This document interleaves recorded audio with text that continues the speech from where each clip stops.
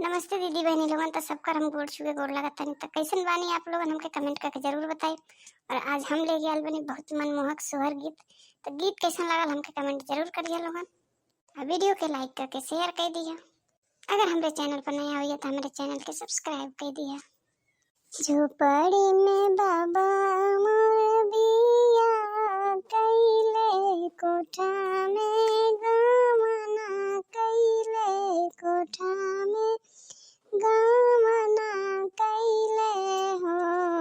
अरे घुंघूटा उठाई राजा चिता में रानियवा, बड़ी सुंदर रानियवा, बड़ी सुंदर हो। अरे घुंघूटा उठाई राजा चिता में रानियवा, बड़ी सुंदर हो।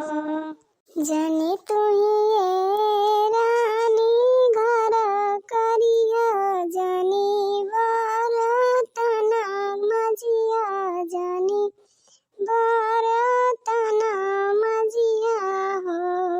रानी जनी सिजिया राम के रसोईया, चुनरिया तू घरे धूमिल होई, चुनरिया तू घरे धूमिल होइए हो। रानी जनी सिजिया राम के रसोईया, चुनरिया तू घरे धूमिल होइए हो।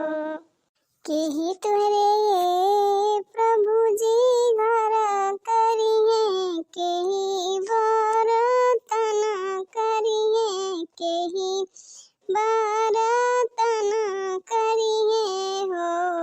प्रभु जी के ही तुहरे सिझे राम रसोईया, चुनरिया हमरे चटक रही, चुनरिया हमरे चटक रही है हो।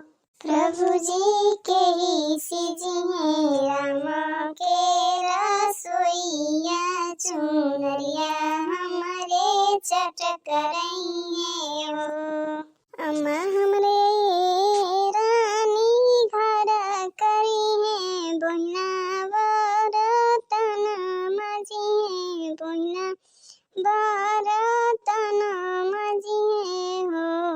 रानी भाभी सिजिए राम के रसोईया, चुनरिया तुहरे चटक रही, चुनरिया तुहरे चटक रही हो। रानी भाभी हमरे सिजिए राम रसोईया, चुनरिया तुहरे चटक रही हो।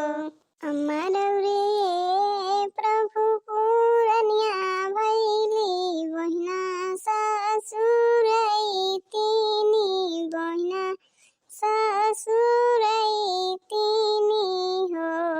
प्रभु जी भाभी रौरे दर के देया दो, चुनरिया कैसे चटक रही, चुनरिया कैसे चटक रही है हो। प्रभु जी भाभी तुहरे दर के देया दो, चुनरिया कैसे चटक रही है।